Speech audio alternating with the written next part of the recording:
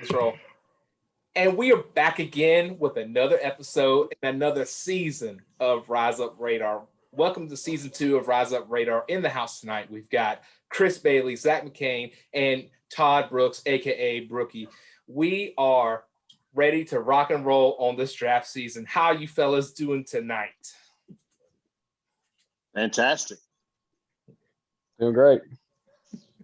Stan, we're ready to either make this NFL draft work for us or blow this thing right out of the water. I don't know which one's going to happen. I mean, there's a lot of, I was just talking to my wife who really doesn't care that much, but I was just talking to her as if I'm just talking. This is the most exciting and the most intriguing Atlanta Falcons draft that we've had in a very, very long time. And I can't remember the 2008 Matt Ryan draft being this exciting. Can you? No, Not really. Not at all. Not at all. Yeah. I don't remember one that was like this intriguing. I know that was pre-social media, so everything was different. Not nearly as big as this is. And pre-pandemic, so everything's hyped up and everything's weird now. So there's a lot that could go on at 4. There's a lot of news that's happened the last time we talked. So let's just jump into the burning question of the draft coming up. What do you think? Okay, let's just start broadly. What do you think happens? No, what would you do at 4, Chris? Well, I wasn't sure, but since then I've changed my thinking. I'd go Kyle Pitts. I know it's not exactly an area of need, but he is such a beast, and there's not many guys that translate to being almost impossible to cover in the NFL. He might be one, so it'd be hard for me to pass him up. Even him being a Florida Gator, you would still draft him? He's married to a Yes, Florida Gator. He doesn't care. That's very true. Was that part of the wedding vows, the matrimony, the prenuptials? Yeah. Okay, Zach, what would you do it for? I agree with Chris. I mean, I think Kyle Pitts is would be a definite a gem. I think he's one of those generational players. I think there's no doubt he can have immediate impact. And I mean, even though I know the Falcons need, I feel like their needs are in other areas. But as we've sort of mentioned before, there's not really anybody a standout defensive guy. So if you're not going to go with a quarterback there, I think Kyle Pitts is your guy. And so that's what I would. And since I feel like Matt Ryan still has plenty left in the tank, Kyle Pitts would be my guy if he's available. All right, Todd, Brookie. I could just throw so many things on this. I know you could. I'm not gonna throw any shade. Okay, so Kyle Pitts is great. I agree. If you're not going to draft a quarterback, that's probably the guy you want to go with. He could be a star in the league. Sure, I get all that. But if it were me, I'm Terry Fontenot and I'm doing the draft. And let's say the draft pretty much goes as a lot of experts think it will. And you got Trevor Lawrence going number 1, and you got Mac Jones and Zach Wilson in those top 3, which I think is ridiculous anyway, but whatever. We'll talk about that later on in the show. Don't worry about that. Yeah. All right, sure. So number 4, if Justin Fields is there, I'm going Justin Fields at quarterback. If Justin Fields was taken, let's say if San Francisco went Justin Fields with the number 3 pick, though, then I'm going Kyle Pitts because I don't like Trey Lance. There you go. So the caveat for you, if Fields is available, taking Fields. If Fields is available, take Fields. If Fields is not available and Mac Jones is there, don't take Mac Jones. Don't take Trey Lance. Take Kyle Pitts. So, okay. So you just do not even, okay. So what if I did for my answer, if Fields is there, don't even start the clock, take Fields and just hand the envelope to him. But he is not there. Trading back and taking your chance on getting Lance late in the top 7 or whatever. I don't think I'd do that either. I mean, I think if you're gonna, I don't think you want to drop down too much because you have designs on a certain guy anyway, and there's no guarantee he's going to be there. I mean, there's other teams needing quarterbacks after Atlanta. And we don't have a backup quarterback right now either. I mean, we're going to have to get a quarterback at some point. So that is a good point. But I think I would take the star over a project. You know what I mean? Because Trey Lance is a project. Okay. So my answer is I think I'm chalk with y'all. If Fields is, I think the exact same answer. If Fields is there, take Fields, and if he's not there, take Pitts and run with it. But no one has said Penei Sewell. I mean, no one said a tackle there. Nobody said anything other than maybe even so. If Julio's on the market, maybe you take Lamar Chase there or something. No, Jamar Chase, excuse me. Not over Pitts. Jamar Chase scares me because Jamar Chase set out this past year, and players that don't play in their seasons or skip bowl games, those are just players that kind of freak me out a little bit. Okay. Me too. Yeah. So it came out that Julio Jones is on the block. Well, that's a little colorful. It came out that the Falcons are picking up the phone in relation to offers for Julio Jones. What would it take? What would the offer be? First off, Chris, for you to ship Julio out of town? Because I know let's get your stance on whether or not they should trade Julio, and then what would it look like for you to say yes? I understand why Todd wants to trade Julio. I understand getting value, why you can still get it. But in my household, our heart, we love him. I don't know if you could hear my wife just scream, "Don't trade Julio." We love Julio. So, I mean, it's a business. It always is a business. You know, I would love to see him finish his career in Atlanta. It's just because he's been such a great, consummate pro, just great. But what would it take? Well, obviously, we would trade him for somebody's number one pick. Yeah. Okay. I'm just seeing where you're headed. I didn't know if you were like a hard no. You know, like it doesn't matter what you could offer me, Aaron Rodgers, and I wouldn't take it. Well, here's the thing: if we got Pitts, yeah, and all of a sudden at the tight end and our one receiver, our two receiver, the weapons are astounding, and you still have Matt Ryan with 2-3 years. And he has shown that he can get the ball on people. So it makes our offense just even deadlier. And I know there are other areas of need. But when you have a great offense, you're in games. So with that, before we go to Zach for another question, but okay, yes, I agree with you totally. The offense is scary with Pitts involved, but there had better be a draft pick somewhere at this point of the offensive line because Matt Ryan got sacked in the 40s again last year, and it's ridiculous. And he doesn't have remember Andrew Luck had crazy injuries because of sacks.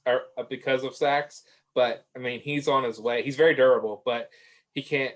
His offensive line is just porous. That can't happen. So there has to be some asset spent on the offensive line. So I was curious. No one said Penei Sewell, but go ahead.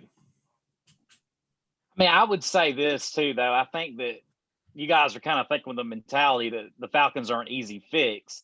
I don't necessarily think they're an easy fix. I need pieces everywhere. We talked about that in the fall when we were watching games. Like these guys, they're not one or two players away from winning the championship. They are several players away. Now, you never know. I mean, it could be like 2008. I don't think anybody thought they were going to make the playoffs like when Matt Ryan was drafted, and they did. But I think if you're going to be realistic right now, because momentum's everything in the NFL anyway, but are the Falcons built to make the playoffs? I think in their division, probably not, because you've got Tampa Bay still out there. You still have New Orleans, that's still a solid franchise despite losing Drew Brees. And Carolina, I mean, who knows what they have right now? I don't know with the whole Sam Darnold trade and maybe them going for a quarterback too. So I don't know. I mean, I just think the Falcons are far away from it. So you're not going to draft an offensive lineman and just fix everything. I think you got to look at this as like a 2 or 3 year rebuilding project and get players all around. No. See, no. I get tired of people saying that the Falcons are not anywhere near a playoff contender. How many games did we lose leads last year? I can't remember, 6 or 7 probably. 6 or 7. So we were in games close, could have won them. Obviously, we had a coach who had problems with the chemistry of the team, whatever. I don't think we are as far away as everybody says. Yeah, but this is also the NFL, though. I mean, everybody gets close in games and loses games all the time. I mean, you don't see most teams losing by 30 or 40 points in the NFL. Maybe on a given week, yes, but most of the time you're losing close games, and it's not because, you're one or two players away. It's because you just don't know how to win. We weren't or because just you might not have we weren't just within 4 or 5 points, close. We had leads that we blew. So to me, that's a different story. And that was a consistent problem every game because we were blowing leads in every single game. That's the reason we started off 0 and whatever, 0 and 5 or 5, 6, 5, something like that. Yeah. Zach, you got anything to add to this one? Yeah, I mean, I think when it comes going back to the Julio thing, I think you got to get at least one first rounder, if not 2 first rounders out of him, and then. And I think I side more with Chris in regards to as far, I don't think the Falcons are that far away. We did have leads, in several games, especially at the beginning of the season last year, that really just sort of ripped our hearts out early on. And so I think it's more of a depth issue and also an identity issue from last year. I think now that the team's going to have a new identity, the leadership, I think, is hopefully there now. So now it's just, I think, building a little bit of depth, especially on the defensive side of the ball. But no, I think the Falcons are close. I think they could certainly make a playoff push this year. I think I think they're real close.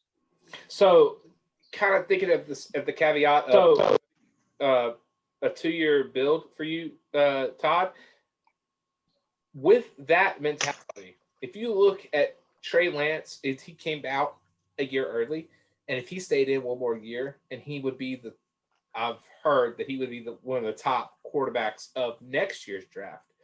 If you think about it like that, this is a draft as next year. This would be the best quarterback you could get next year if you had a top 5 pick. Does that change your mind at all for Trey Lance? Repeat that again, because I was getting a phone call when you were talking, and it was interrupting your speech. It's a really convoluted speech, but if you just ride with me, I can explain it to you. It's if you think about next year, if Trey Lance stayed in college to play college this year and then came out for the draft next year, he could be the top quarterback taken off the board next year. And does that change your mind on whether or not you take, Trey Lance, because he would be the best prospect coming out next year? Does it change your mind getting Trey Lance this year? No, it doesn't change my mind because I'm going by what I've seen so far, and based on the fact that he didn't look great, in that one game he played this year either. Now, of course, practice was limited.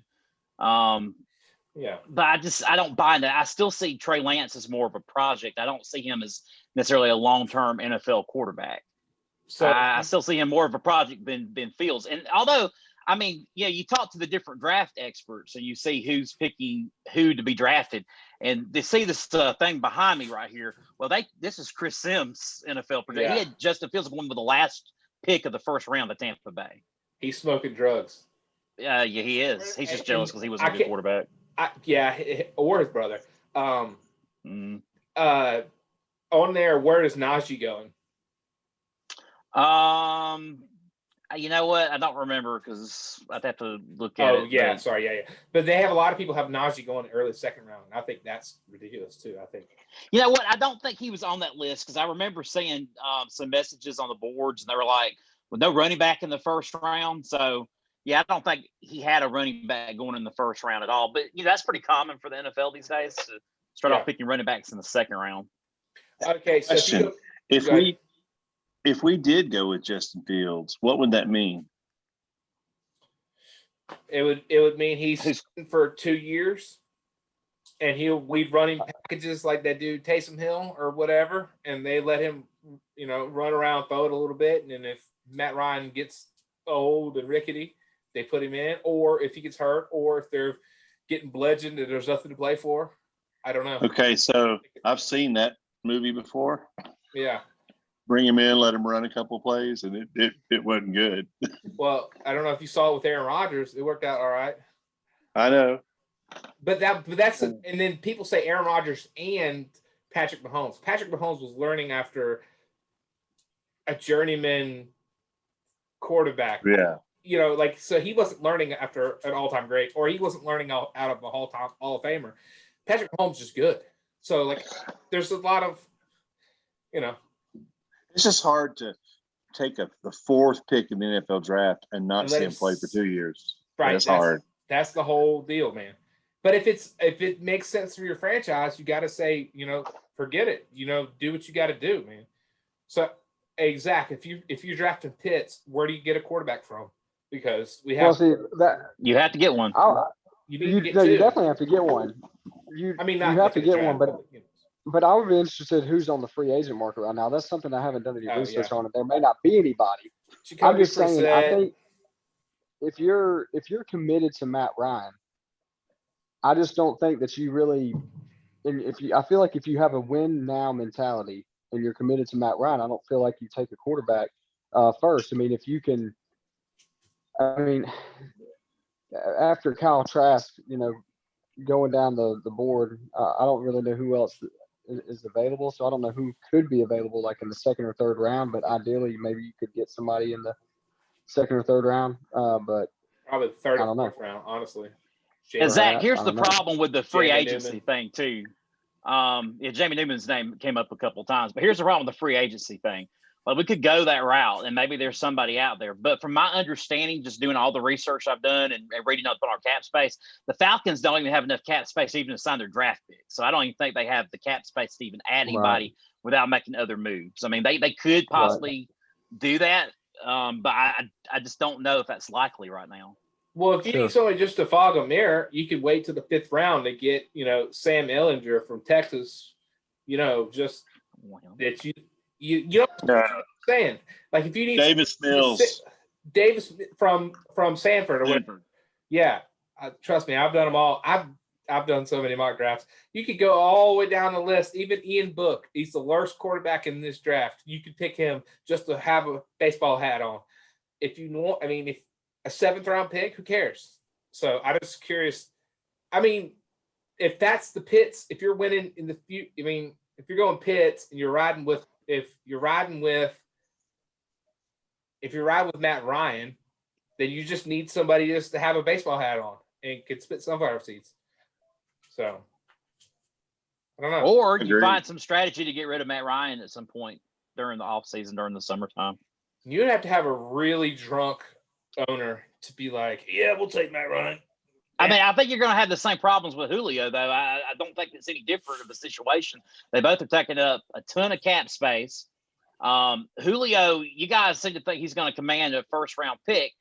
I mean, normally, but the problem is the Falcons are in a catastrophic state with their cap in the first place, so they're going to be willing to take less for him just to get him out the door. I think they'll have less leverage.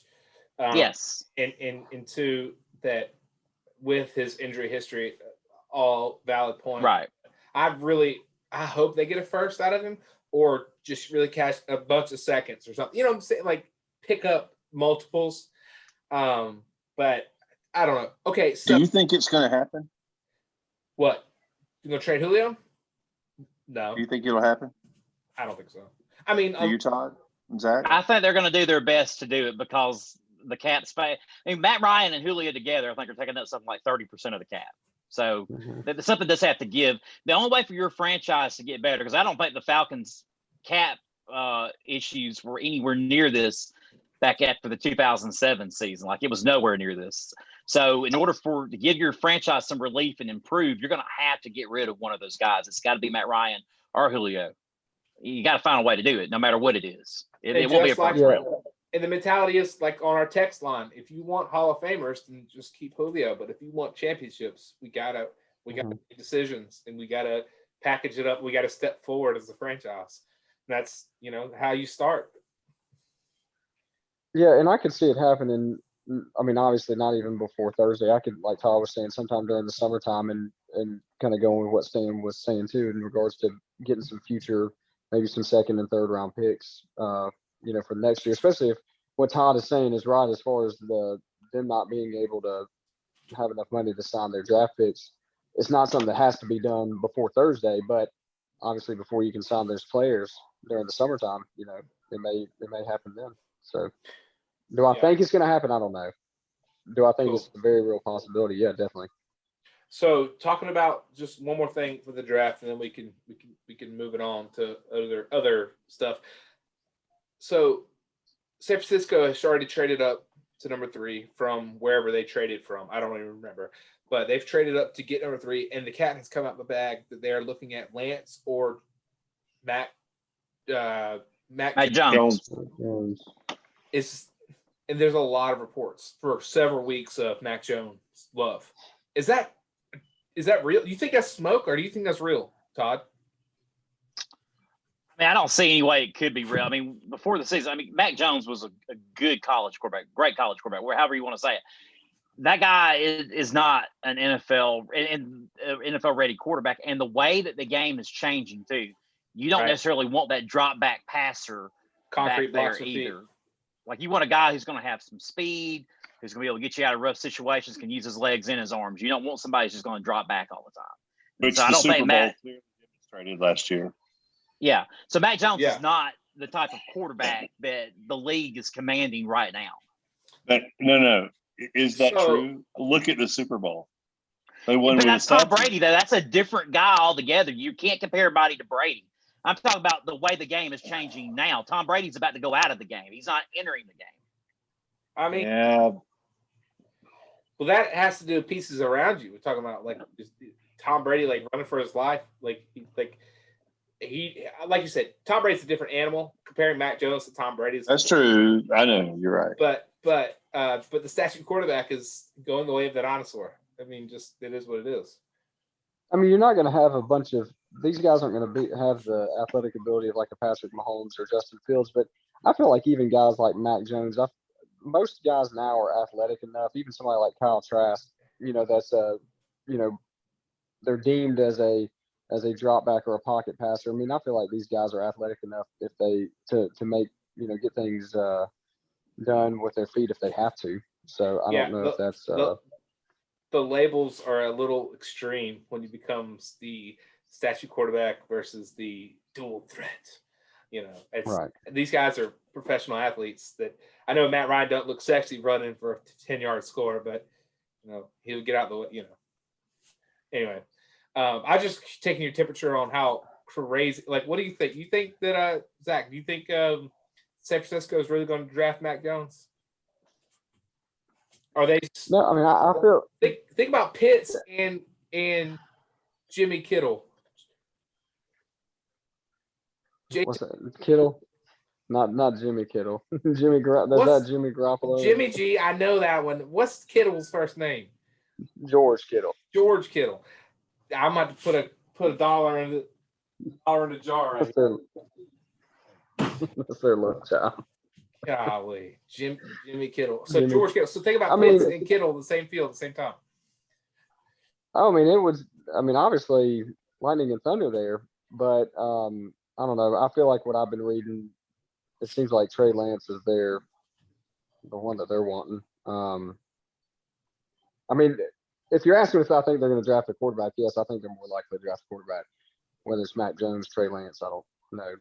Gotcha.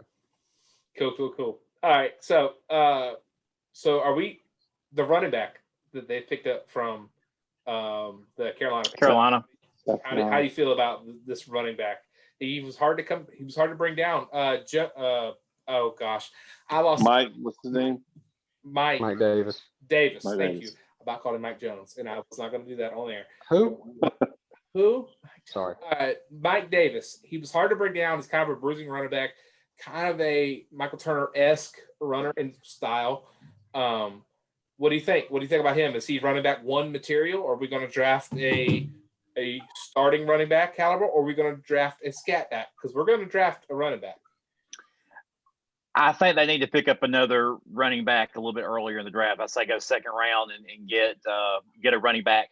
I don't think Mike Davis is a star running back. I think he can be serviceable, probably better than what we had back there last year, but I still don't think he's the guy you're going to want to go to first. If you look at his numbers overall, I mean, he replaced Christian McCaffrey for a majority of the season last year, his numbers, if you really look inside them, they're not that great. I just don't think that he's your number one pick for running back.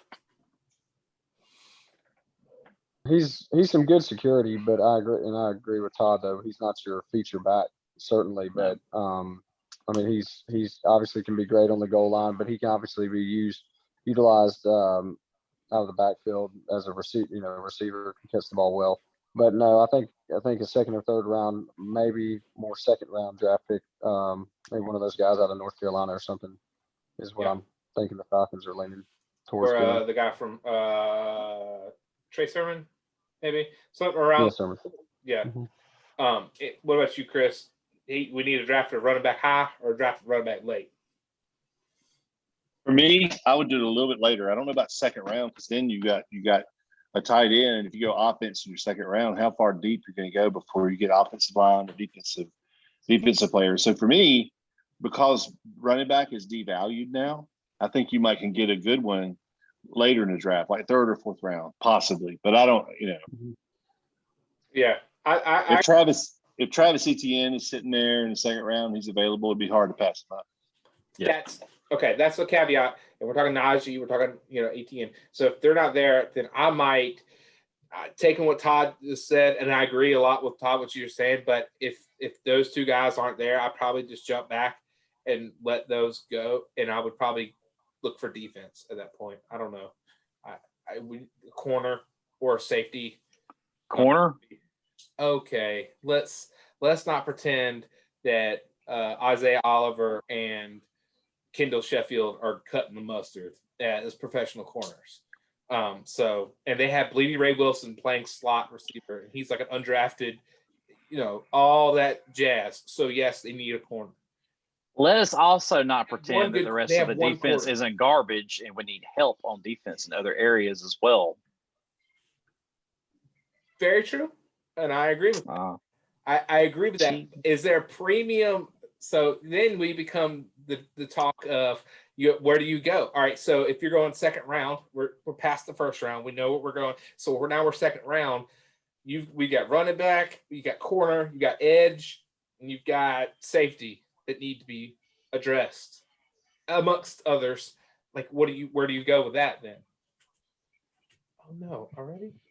Well, as I've said before, this isn't a 1-year fix. You have a lot of needs. You don't have enough draft picks. There's no way you're going to address them all through the draft this year. You could over a 2-year period, but you're not going to be able to address them all in 1 year. Okay, so where are you going? Where do I go? Yeah. In the second round? Yeah. I'm going running back. If the right guy's there, I'm going running back. Okay. Well, what if the right guy try to outscore people? Okay. What about you, Zach? Yeah, I'm kind of a mix between Chris and Todd. I think if the right running back is there, and maybe one of the guys from North Carolina is a bit of a reach in the second round, but I mean, yes, if it's Travis Etienne or Najee Harris, it'd be hard to kind of pass up one of those guys because obviously those guys can be put to use immediately, and you know that those guys are going to be useful for several years. But going on what Todd was saying and what I felt like I sort of had said all off season, I mean, the defense is as it was last year, was the glaring issue. We've got a lot of holes, even just starting like our first string guys, there's holes. Right. But then you also need some depth as well. And it's like Todd said, there's not a lot of draft picks, so it's hard to, if there's a potential corner there in the second round, somebody that's, I don't know, there's not going to be any of those top name guys, but I mean, I feel like corner or defensive line is kind of where we need the help the most. Maybe more defensive line, honestly. So we'll see. I mean, that could definitely be a second or third round. I think defensive line is probably, in my opinion, the defensive place that you need to. I think the defensive side of the ball, is where you need the most help. Was defensive line, the whole line, the defense, interior defense, and the edge. So that's my opinion too. So like you got to beef that up because it's pitiful. I mean, the pass rush is pitiful. So we have exhausted the draft, and the draft will come and go, and it will be lots of fun. I'm sure there will be lots of text messages exchanged between us, and there'll be some surprises, but I would imagine that everybody has hashed out so much of everything that I think that every scenario has been stated, and I don't think there will be many surprises this year. I think it'll go as much chalk as, I don't know. There's a lot of like literature online and a lot of us talking and a lot of everything else, but I don't think there's going to be much surprises coming up in this draft, my personal opinion. So that being said, the season is very far away. But what are you looking forward to this season? Just one thing. What are you looking forward to coming up in the 2021 season? Or training camp? I think just a new identity, new coach, new GM, and just just a new identity for me. Yeah. Just a simple answer. Yeah. I like it. Chris? Seeing if we can win the first game. Because we started losing, the last couple of years. It's been so bad, getting down. Just if you can somehow, who do we open with? We don't know. The schedule's not out yet. No, come out, right? Yeah. So if we could just get a win. I know we've had some tough, road games to open the season in the past few years, but if we could get a win with, like Zach said, with a new coach, new GM, just that momentum would go a long way, I think. What about you, Todd? T-Bookie? I mean, for me, I'm just excited to have a new coach. I'm kind of like Zach on this. New coach, different style. Use the running back more often, hopefully. I think with Arthur Smith, that's definitely going to be something that's going to happen. I'm intrigued by just seeing how Fontenot does with the draft on Thursdays to see if it really is going to be an improvement over Thomas Dimitroff, which I don't see how it couldn't be. So I'm excited about the whole thing, starting from draft day to the very first game of the season.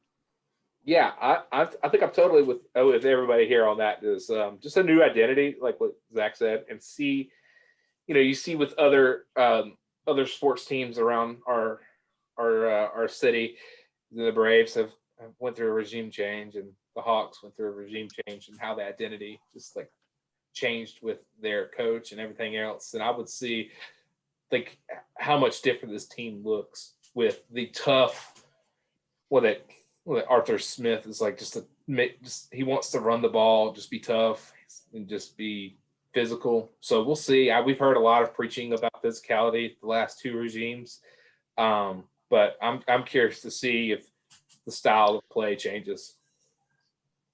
So, hey, are y'all excited about the draft for real? Like, are you going to like stay up and watch the whole thing? Yeah, I don't know about the whole thing, but yeah. So I think we should do a watch party. What is it? The first two rounds on Thursday? Nope, that's just one round on Thursday. Just one round. Yeah, just one round, and then so I'll probably watch till the fourth pick, and then I'll go to bed. Yeah, that'll probably take an hour.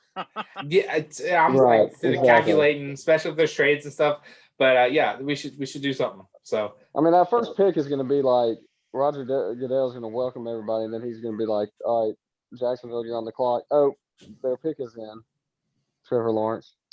Yeah. I mean, how like really is there going to be a lot of? No, they're going to give him the full 5 minutes. They're going to give him the full 5 minutes because people are going to just unload the Brinks truck trying to get that first pick out of their hands. Like all the, they're trying to jockey for. They're going to be ringing off the hook. How low of a package can we give them to get Trevor Lawrence? So I heard the other day, and I didn't know this, that Greeny is going to host the draft. Oh, okay. And I caught it on XM Radio, so I'm not sure if he's doing it on the radio, but I think he's actually hosting it. And I love him. So yeah, that'd be fun. I think it'd be a lot of fun with him. Yeah. So I'm looking forward to it. Doesn't the college game day crew like have their own thing on like ABC? They do their own thing on ABC for the draft. I don't know. Yeah, I think they do. Maybe. Yeah, Herb Street, Corso, and gosh, yeah. That'll be interesting. Yeah. All right, boys. It'll be so are we going to do a Friday podcast to bring it all in, to cap it all off? No? Okay. I mean, midnight, I right don't after know the about draft, 1:00 in the morning. Everybody for a podcast. Set your alarms. Set your alarm. No, set your alarm. Yeah, no, you got to stay up, Zach. You can't go to sleep. Is this still gonna be going on at that point? I guess so. If it's I don't know. if it's 32 teams, Yeah. it could be. All Yeah, right, I'll set my boys. alarm. Yeah, well, I appreciate y'all coming on, and thank y'all for being all in the house today. It's going to be an awesome season. Season 2 is going to be glorious. We have lots of things to talk about. The draft is coming up. Justin Fields, will it be Kyle Pitts? Will it be a surprise? Will it be a trade back? So many answers. Y'all stay tuned, and we'll come up with some answers. If you like what you heard tonight, go ahead and like us on Facebook or subscribe to us on Apple Podcasts or wherever you get your podcasts. And until next time, Falcons fans, rise up.